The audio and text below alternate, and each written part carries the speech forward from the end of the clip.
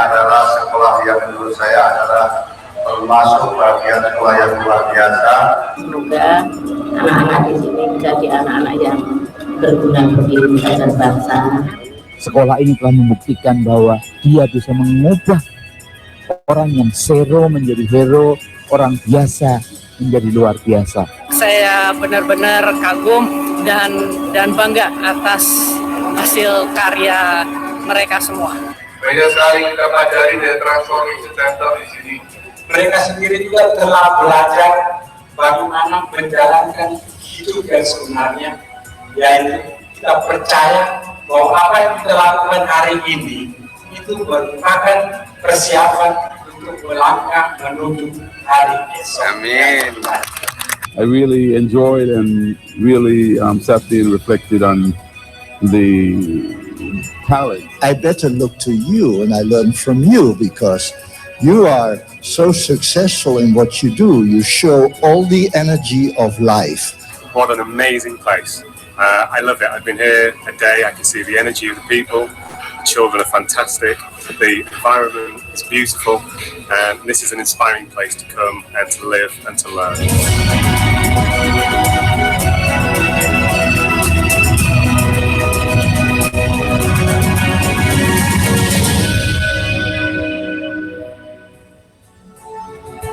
Itu tadi kisah dari Sekolah Selamat Pagi Indonesia. Nah, bagi Bapak Ibu yang baru bergabung, Pak Agus, saat ini kita ada di acara apa ini?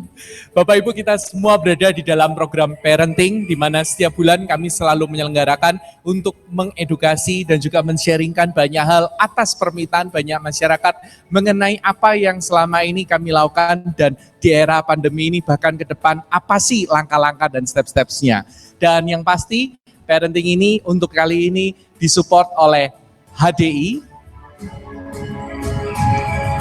dan Entrasol.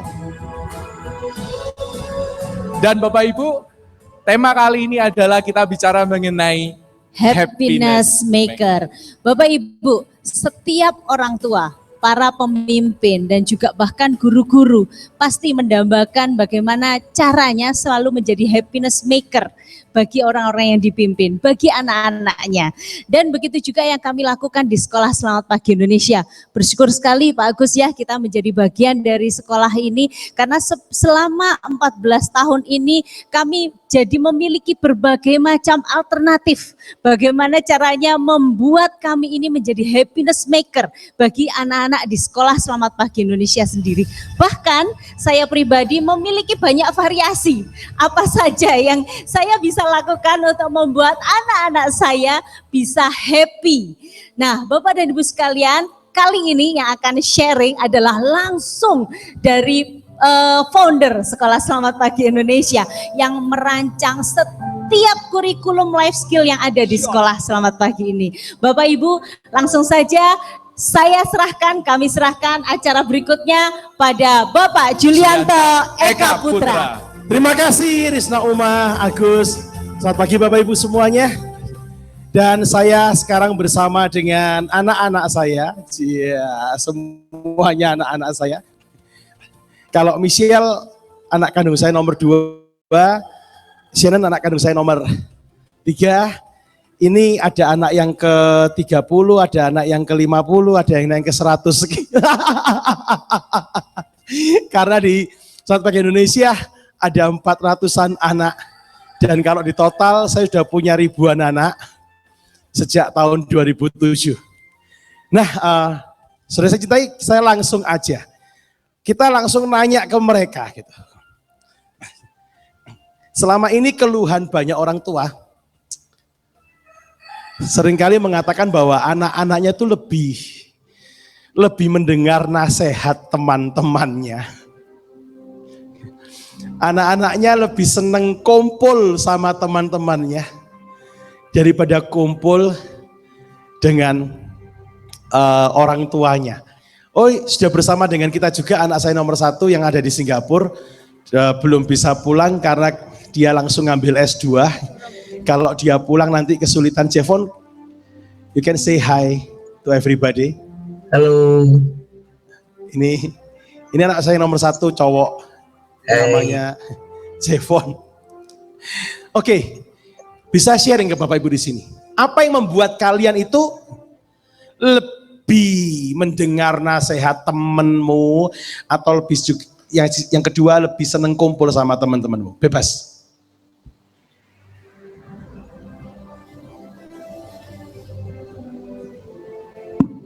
Cik. Ya asik, maksudnya sepemikiran, terus habis itu juga kalau misalkan hangout tujuannya kan bareng, tujuannya sama gitu ya kan, pengen apa gitu, pengen belanja kah, pengen shopping, pengen kemana kayak gitu sih. Same purpose. Same purpose. Ya, yang lain boleh. Kalau sama teman kita kan sama-sama milenial. Jadi terus maksudmu orang tuamu kolonial? Beda sama Koyul. Koyul milenial kalau di sini. Bebas, ayo, boleh sharing.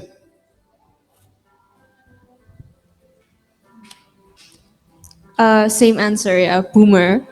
Sorry, but I guess it's because we share the same inside jokes. We have the same knowledge about things. We share the same. We share really. I don't know. I guess it's just how do I explain it?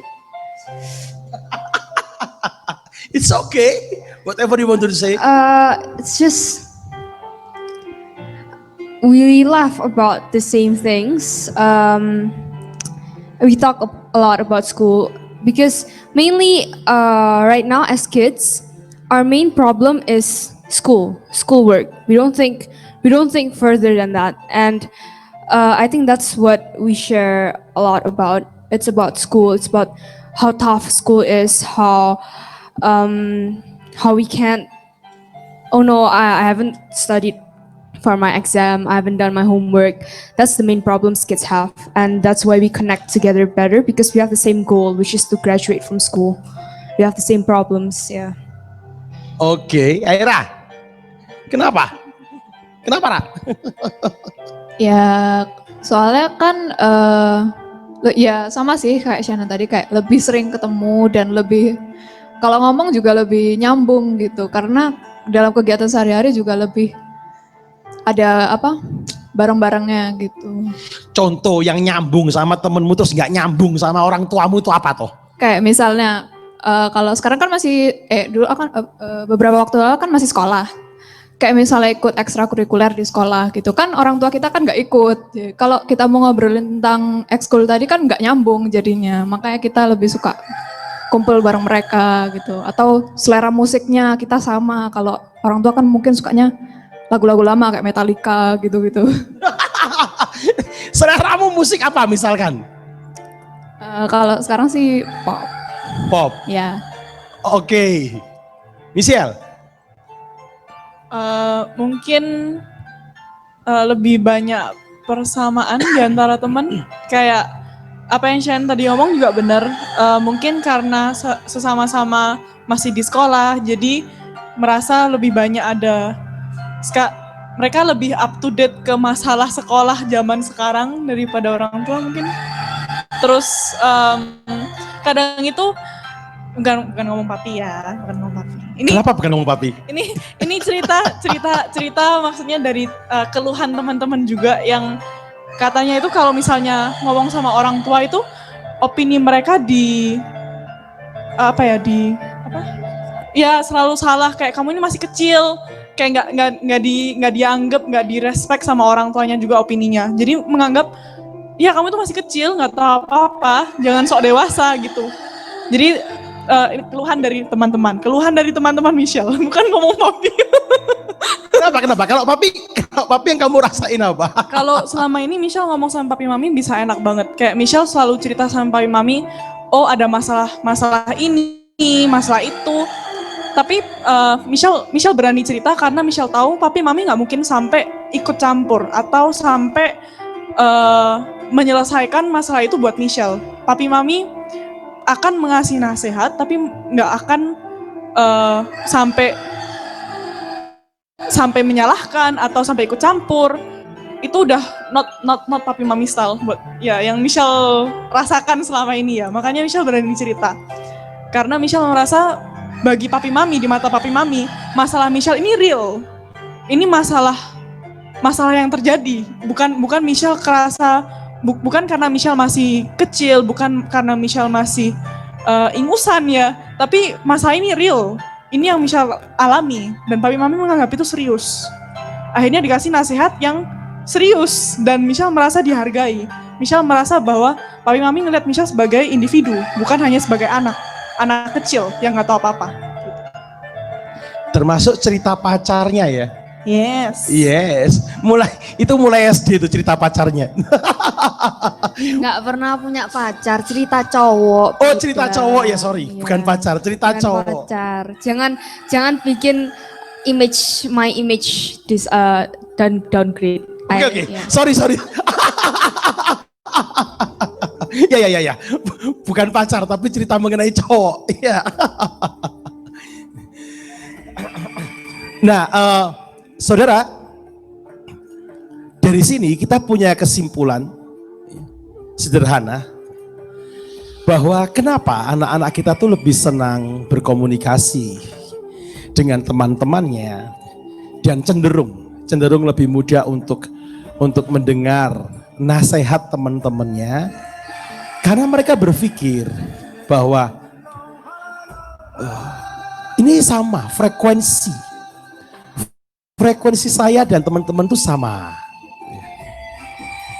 Pada waktu mereka cerita mengenai lawan jenis gitu ya, merasa bahwa temannya itu menanggapi dengan frekuensi yang sama. Yang tadi di-sharingkan sama mereka semua bahwa seringkali orang tua menganggap kamu masih kecil nggak, apa gini, masih ingusan dan sebagainya macam-macam. Kemudian juga kenapa apa yang membuat mereka lebih senang kumpul sama temennya? Hal yang sama, intinya frekuensi. Nah, saudara yang saya cintai, kita sebagai orang tua untuk bisa membantu anak-anak kita, hal pertama, frekuensi kita harus disamakan dulu dengan mereka. Yang sering saya sebut dengan istilah masuk lewat pintu mereka, saya ajak keluar lewat pintu saya. Masuk lewat pintu mereka, saya ajak keluar lewat pintu saya. Itu yang saya maksud menyamakan frekuensi. Karena kalau tidak, kita akan kesulitan untuk mendampingi anak-anak kita dan berbahayanya kita tidak tahu hal-hal apa saja yang mereka lakukan yang membahayakan masa depan anak kita. Sebagai contoh, saya masih ingat banget beberapa tahun yang lalu Michelle cerita bahwa teman-temannya beberapa itu yang cewek senang, bahkan sudah levelnya kecanduan alkohol. Mungkin kamu bisa sharing. Ini orang tuanya nggak ada yang tahu, saudara, cewek. Ya. Banyak ya teman-teman Michelle. Banyak, saudara. Banyak. Bukan ya. SMP. Ya, SMP. Itu SMP. Dan sebetulnya ini bukan masalah baru, saudara. Karena saya dulu waktu sekolah SMP, saya juga tahu teman-teman saya yang cewek-cewek juga banyak yang senang minum gitu. Terus. Biasanya tahu karena mereka berteman dengan teman yang minum juga. Terus akhirnya mereka untuk apa ya? Karena mereka merasa mungkin ada ingin ada perasaan ingin memberontak atau apa ya? Marah dengan keadaan. Iya, marah dengan keadaan atau dijadikan pelarian intinya. Yang Michelle amati selama ini. Kayak mereka nggak apa ya? kasihan sih kasihan, tapi ya. Dan biasanya saudara, pada waktu Michelle cerita, anak kita cerita, seringkali apa yang membuat anak kita itu tidak berani atau kemudian menjadi enggan ya, tidak mau lagi cerita. Karena mereka pasti punya pengalaman, begitu cerita, itu orang tuanya langsung gini. Kamu jangan minum loh ya, kamu juga minum. Jadi si anak kemudian tanpa disadari, orang tua itu menimbulkan traumatik yang membuat anaknya tidak lagi mau bicara. Itu numpuk sedikit, numpuk sampai membentuk benteng, terjadi mental blocking. Pada waktu Michelle cerita itu, ya saya santai aja. Saya cuma bilang hati-hati, bahaya itu. Apalagi kalau sampai tahap kecanduan. Iya sih Pi. Jadi saya bukan, kamu minum ya? Saya enggak. Terus kemudian suatu saat dia cerita, Pi aku juga sempat minum. Oh iya, hati-hati loh ya. Kalau sampai kamu kecanduan, hancur kesehatanmu. Tapi saya bukan marah apa gini-gini, enggak. Sehingga anak saya mau cerita pacarnya, mau cerita apa yang dia lakukan.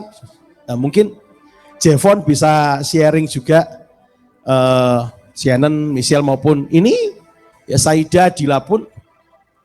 Saida ini dilamar orang, dia cerita ke saya. Dia dikejar orang, cerita ke saya bisa cerita. Dan bagaimana respon Koko? Ya waktu itu tahun berapa ya? Umur ya udah beberapa tahun yang lalu. Iya udah beberapa tahun yang lalu. Waktu itu ada manajer sebuah perusahaan. Marketing manager dari sebuah perusahaan datang ke sini, terus tiba-tiba dia datang, kebetulan kan emang sudah kenal. Kemudian dia bilang, aku udah punya mobil nih, aku udah punya rumah. Aku yang belum punya tinggal pasangan aja yang aku bawa ke rumah, katanya gitu. Terus habis itu, terus maksudnya apa? Ya udah kamu mau apa enggak? Langsung waktu itu seperti itu. Itu saya bilang waktu itu enggak dulu apa kayak gitu. Dan setelah ketemu sama orang itu ya saya cerita sama Kujul. Saya cerita kejadian yang saya alami siang itu dan responnya Kujul, lah kamu suka nggak lo sama orangnya? Lumayan lo udah punya rumah, udah punya mobil, udah mapan kan, katanya gitu. Saya memberikan opini senetral mungkin. Lah kamu seneng nggak sama dia? Nggak ada saya marah terus menggoda dia, memojokkan, nggak ada. Udah. Jevon mungkin mau sharing. Yeah, there's a lot when we talk about how different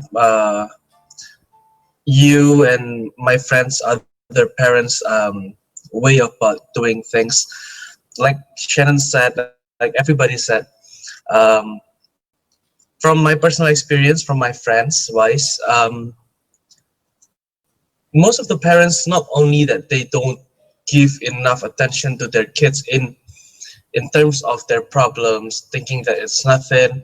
Jevon, aku tahu kamu lebih lancar pakai bahasa Inggris, tapi usahakan pakai bahasa Indonesia aja. Okay, my bad. Jadi karena ya seperti tadi yang Shannon sama Michelle udah ucapkan dan sama kakak-kakak yang lain, era pun juga frekuensinya dan lain-lain.